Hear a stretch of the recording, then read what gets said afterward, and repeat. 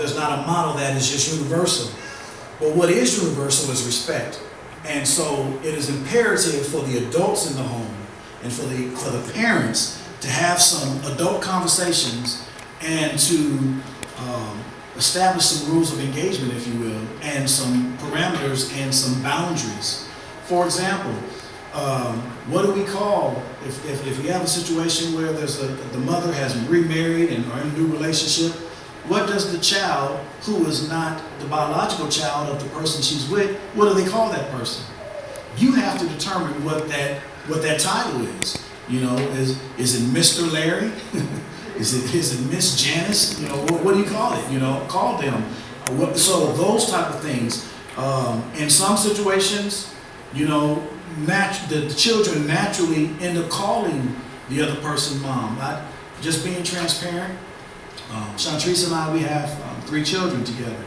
I have a total of 5 children. The other 2 children were outside of our marriage, before our marriage. Amen. That's a whole nother book. 2 children prior to our marriage. And within that context, you know, they found ways of interacting and engaging with one another. For example, they call Chantrice Mama Treese. So that's a way of saying mama, but it also is not, you know, it's understanding to recognize that she's not their biological mom. So it's sitting down and having those conversations and doing what's natural. To force it, I would never suggest that. And you also have to make it clear that they may be a father figure, but they are not the child's father, you know. But there's much more that can be said. Once again, you can call my office and make more than that to say. All right, I want to close this out. I want to say a couple things about what's coming up. And Lisa, you tell me, do I do another excerpt or no? Yeah. We got 4? Okay. All right. As Lisa stated, I am currently working on 6 books and 2 projects that should be completed and published before the first quarter of 2018. I'm like Kevin Gates, I don't get tired. Also, I'm happy to announce that I have been contracted to write a series of children's books. Books for single mothers and raising boys and for parents who are incarcerated. Amongst other requests to submit books and curriculum, planning has even begun to take place. It's currently underway for a 50-state speaking and book tour.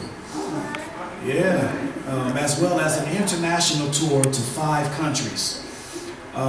It was stated in the intro that not only did the book attain international bestseller status in several countries and several categories, it also is nominated for a Pulitzer Prize Award for 2018.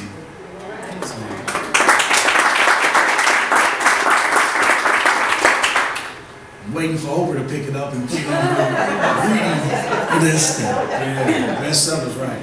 So so just a little bit about the books tonight. Not only will the proceeds from the book sales and from my speaking opportunities go toward future books and projects, but it helps to fund a few local initiatives that I have launched. One of them is Legacy, the Fatherhood Initiative. This is a movement that I have created and given life to challenge and charge fathers to re-engage and be actively involved in the life of their children, and to give them tools and resources to help them to do just that. There's a lot more that can be said about it. You can find out more information on the Facebook page. It's under that name, Legacy, the Fatherhood Initiative.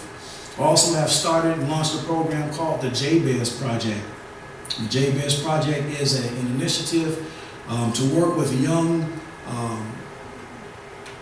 minority boys. My arm has been twisted to include young girls. I'll start a separate group for young girls as well. But statistics show and suggest that around the 3rd and 4th grade or so, that black boys and brown boys, Latinos and Native Americans and Asians, more so Latinos and African American, they find themselves at that point deciding to kind of almost disengage in school. And statistics show that the number of prisons that are going to be built are determined based upon the reading and test scores of young African American minority males in around the 3rd or 4th grade. So it's around that time that some of them start checking out and later start dropping out. And so I want to catch them before that process happens, so that we can help them to stay on the right path. So the JBS Project is a rites of passage program that is working with that population. Two of my young mentees happen to be my nephews as well, are with me on tonight, Jalen and Jeff. And they are a part of, have been enrolled, they have no choice to be a part of the JBS Project. And then lastly, there's a literacy initiative entitled Reading Matters. And that is, of course, trying to get more people to be more involved and engaged when it comes to reading, in particular young children.